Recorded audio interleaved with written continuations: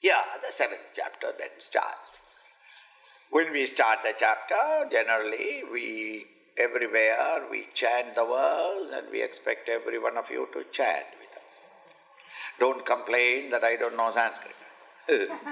Swamiji, lucky Indians, they know. You are mistaken. You ask the Indians, they also don't know. So in the ignorance, we are all one. So then don't worry about it, learn to chant, so that that sound and the meaning become associated in your mind. Right. Brahmacharya. Shri Bhagavanuvacha Shri Bhagavanuvacha Maya Saktamanah Partha Maya Saktamanah Partha Yogam Yunjanmadashrayah Yogam Yunjanmadashrayah Asamshayam Samagram Mam Asamshayam Samagram Mam Yatha Jnasyasi Tachrunu Yatha Jnasyasi Tachrunu. A teacher should not forget to whom he is talking. That is a most effective teacher.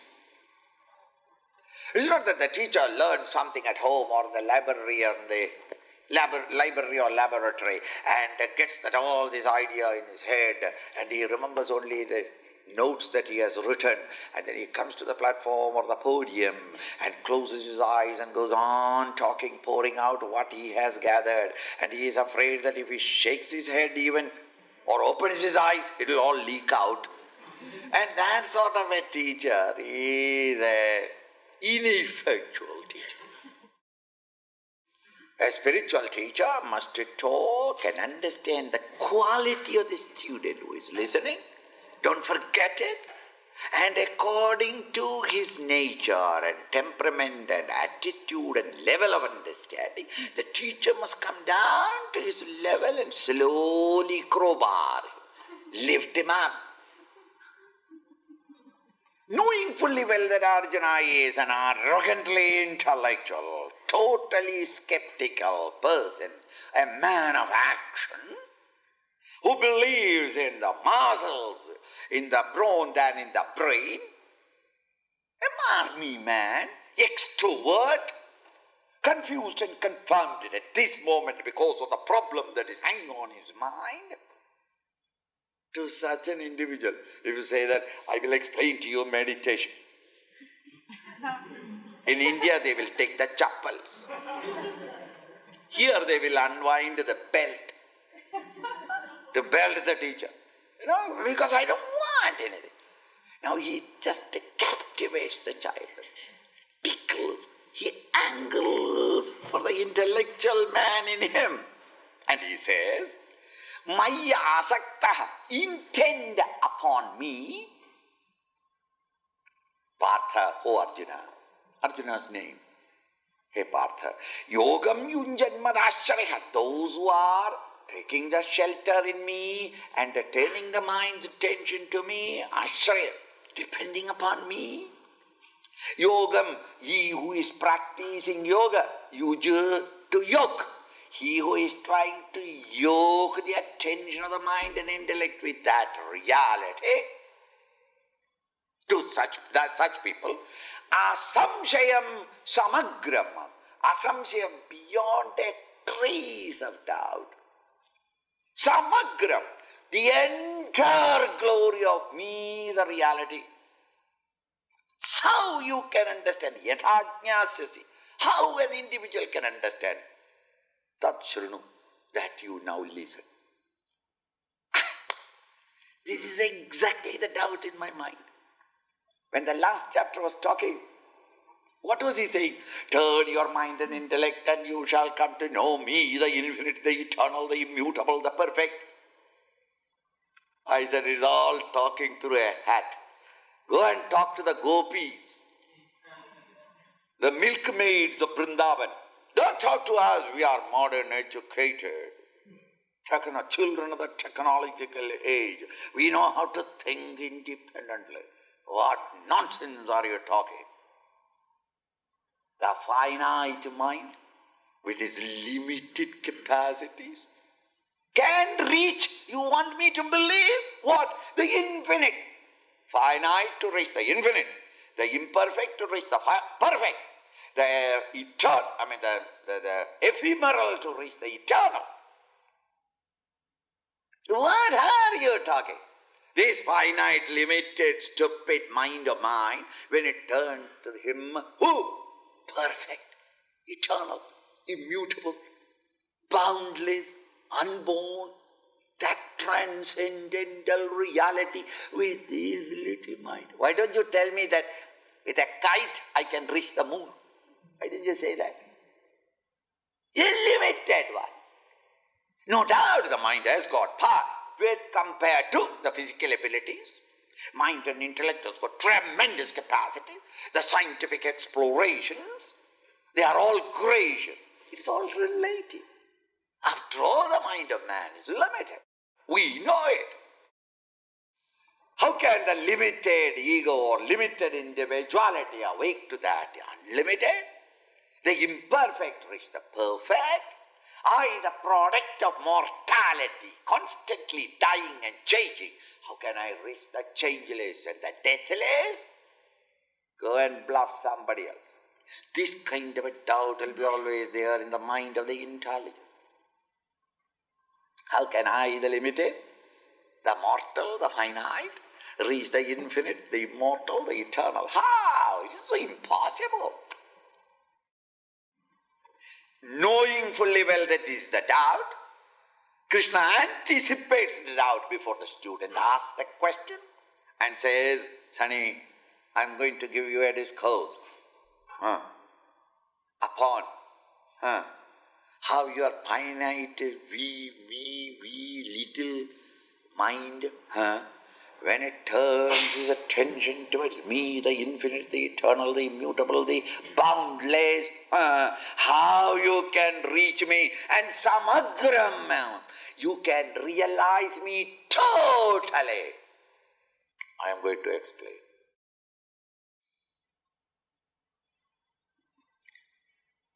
Ramakrishna Paramahamsa gives the example. A salt doll tied in a string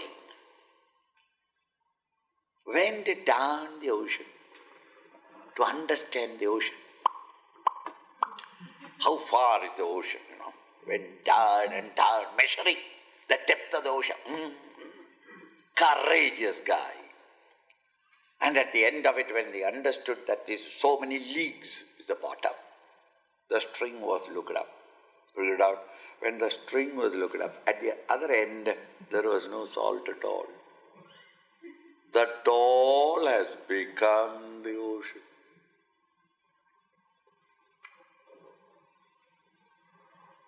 The limited ego in contemplation tries to go and measure him and know him.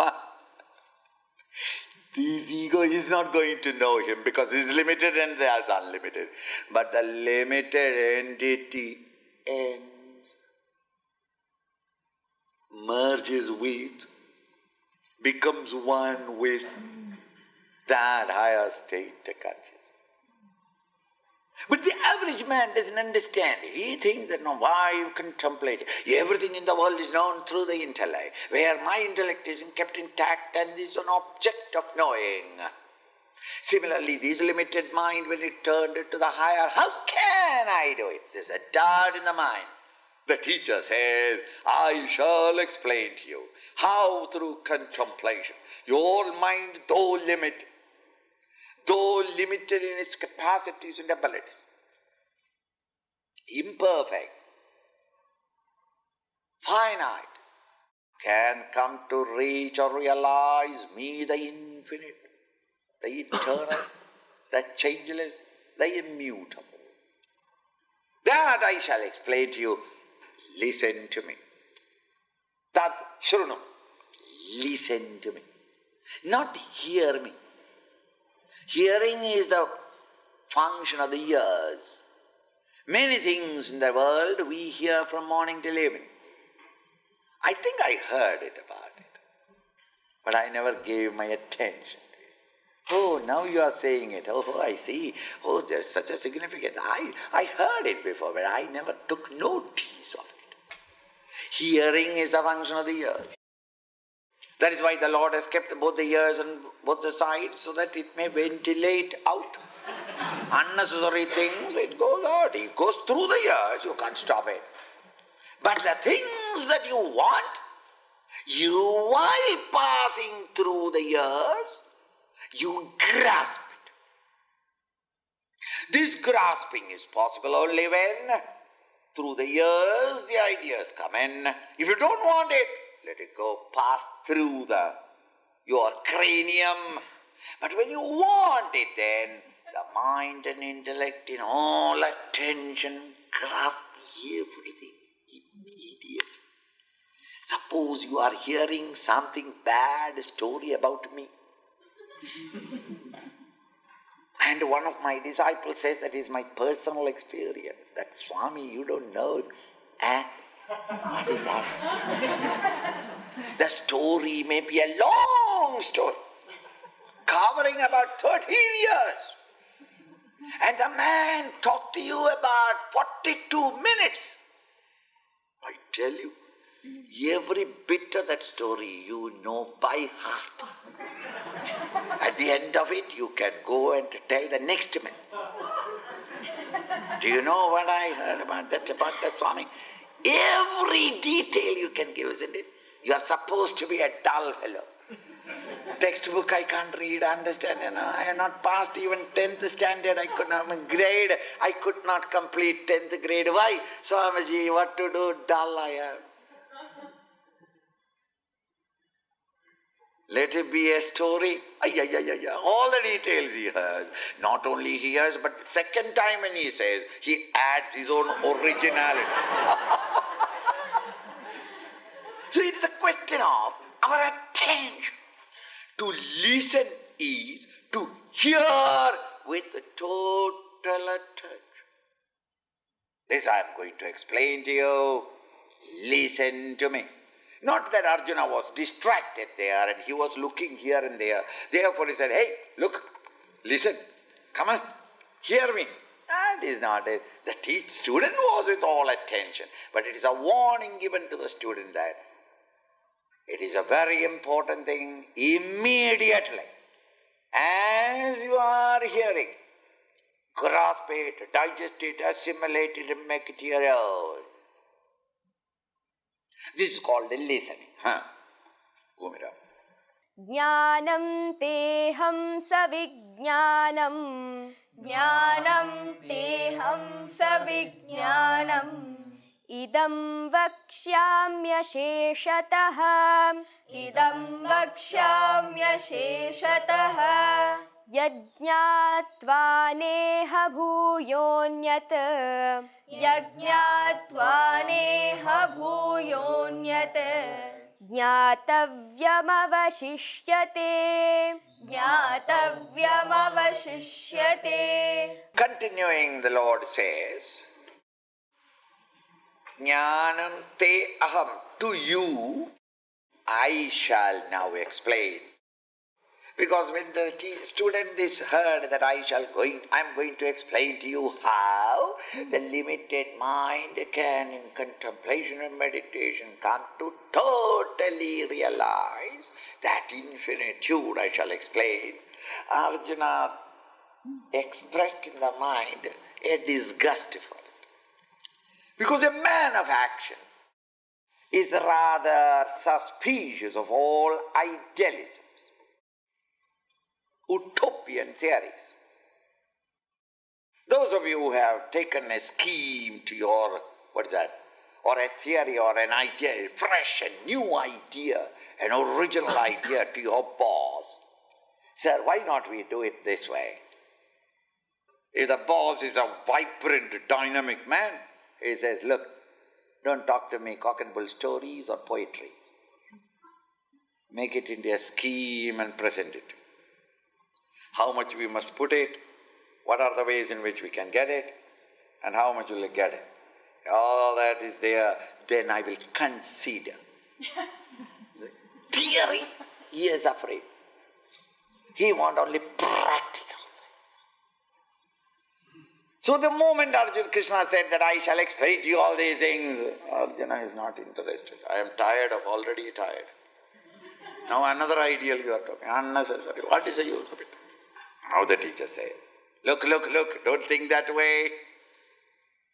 To keep the enthusiasm of the student boiling, he explains, Jnanam teham, to you I shall explain not only jnanam, not only the theory of what I am talking, or this philosophy, savijnanam, along with vijnana, along with the theoretical, along with the technology of how to achieve it in you.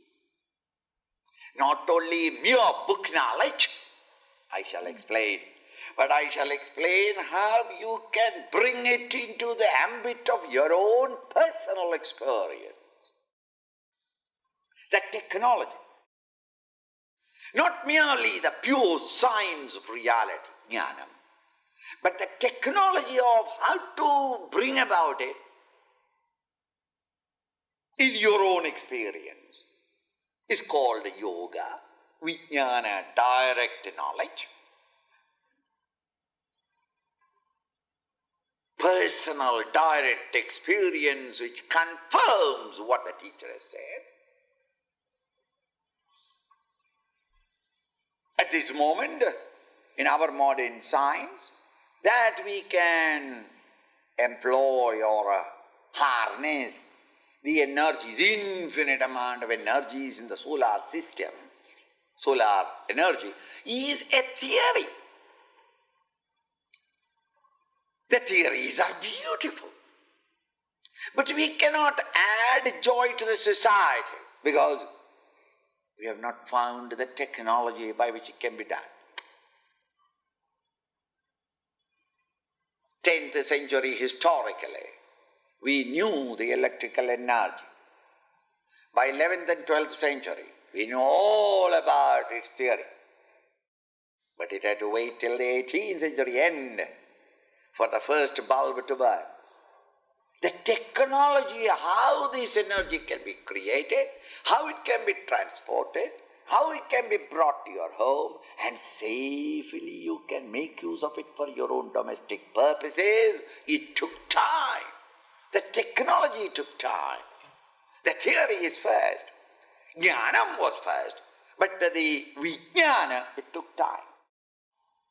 Similarly here the Krishna says, these great signs of reality I am expounding to you, not merely the theories of it, the jnanam, the pure knowledge, but also the applied knowledge, the technology of it, I shall along with that expound.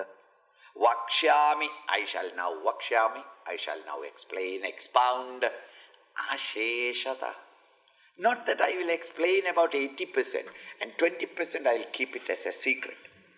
And for getting that, you will have to come after me. Then I make you serve me, massage my leg, cook my food, wash my clothes. and give me more and more good things. What will you give me? And secret gift. There are, especially when these foreign countries cooperate with the developing nations and they supply the machinery, they supply everything and everything looks that we know it, but the machine will not run. Why? That is our secret. That is our secret. But then we have invested so much, and then what can we do now? You do one thing. We will send you a technologist. 22 technologists we will send you. Look after them, feed them, and tax-free. Give them 96,000 of your money. What to do? Okay. You know. These technologists are, who are they? Nobody is there, a foreman in their factory. The fellow from morning till evening drunk, he goes about. That way Russians are better, because they can't move about in the society. See? It is the method. In the same way here, the teacher says, Sonny, I don't want you to come after me. Asheshataha.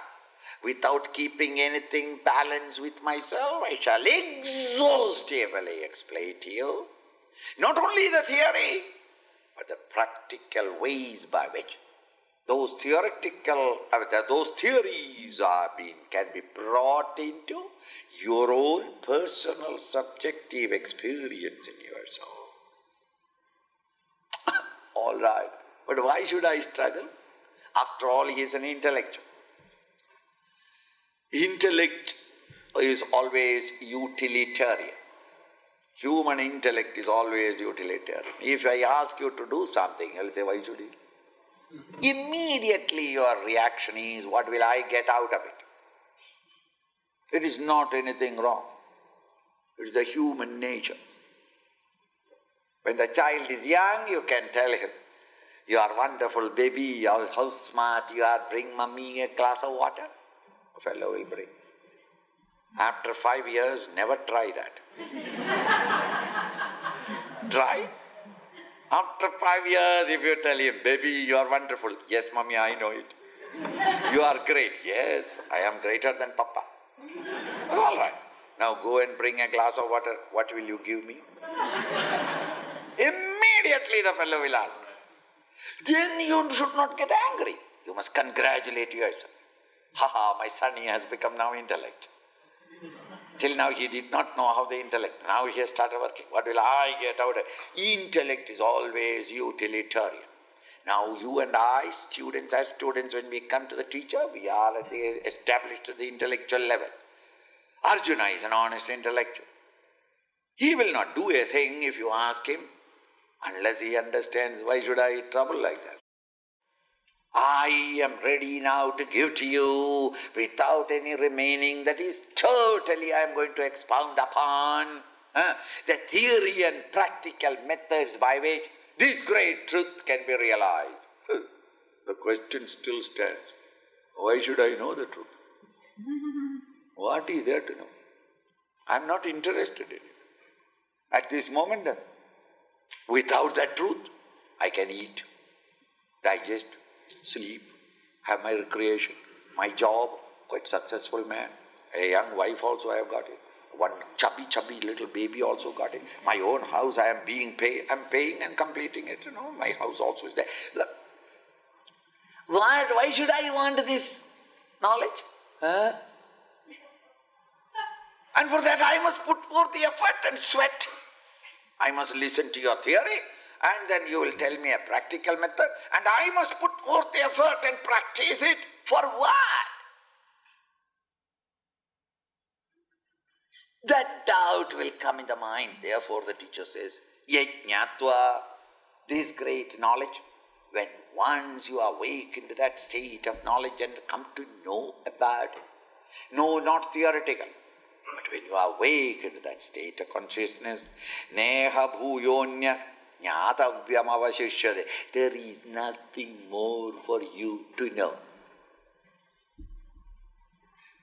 All your intellectual restlessness to know things will be totally satisfied that there is nothing more a doubt or a question in your mind.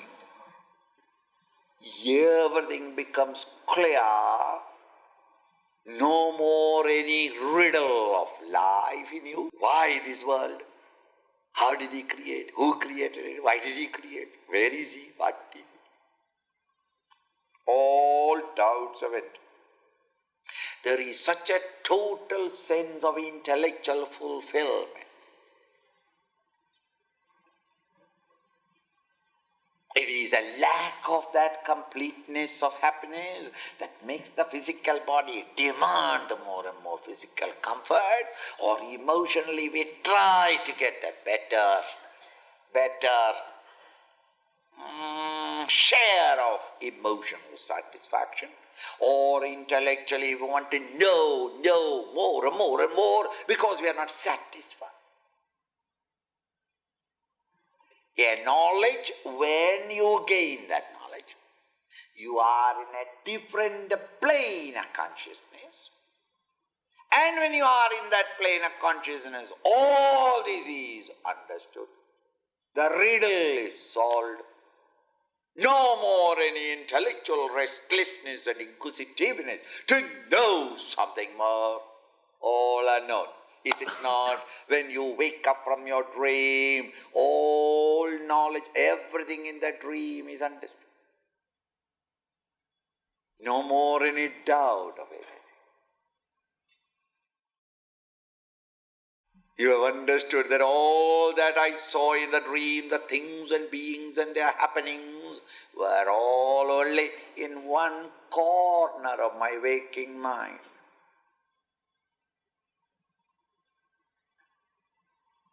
There is no question about how or why or when or what or the dream. Nobody wakes up from the dream and sit down and worry. Why didn't I get that $1 million check? If I am worried, I have not woken up from the dream yet. When I once wake up, I have lost nothing, gained nothing. It was only a disturbance in my mind. Everything is known. Thus, when you awake from the egocentric level of consciousness into the higher state of consciousness, it's called the spiritual awakening, the enlightenment, the liberation. There is nothing more for you to know.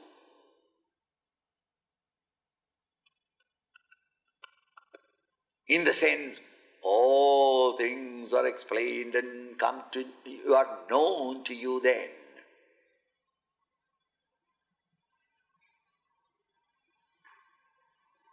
Jnatavyam avashishyate.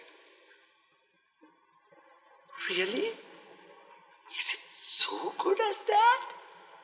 Because he's an intellectual and he knows the intellectual restlessness. How is that? Why is that? When is that? Where is that? Why is it? How is it? 1,000 questions arise from on till eve. Apart from the daily problems, there are these fundamental questions that come to every great thinker. Some of them he finds temporarily an answer, but I'm sure that after some time, again, that answer is no more satisfactory. You find in it a flaw. Then the old doubt remains. New doubts every day springing up. Thus, at all times, an intellectual man has got very many fundamental doubts in his mind tickling him. All those doubts are being cleared only when awakening from the limited to the unlimited. A new dimension of experience altogether. That state, how to reach there, the theory, as well as the methods and practical suggestions, I shall now expound. Please listen to me. Listen means attentively listen. Attentively listen means motionless. Furniture also is very attentive then. The chair is not moving. It is not that. But alert mind. Trying to absorb everything and digest it. Your own ideas, play upon it. Don't be don't be ashamed of it. How is that? Question it. Krishna is no authority. God is no authority. My intellect is my authority. Maybe my thoughts are wrong, but they are mine. And what you are talking is yours or Krishna's. Krishna's thoughts are not mine, they are foreign to me. And every human intellect is allergic to foreign ideas. I love my own ideas. So then bring that idea into it and fight with it or function with it until you absorb. All these are to take place while I am speaking. So Arjuna, be on the toes, intellectually and emotionally, on your toes. And such alert attentiveness is called, hearing in such attentiveness is called Shravana or listening.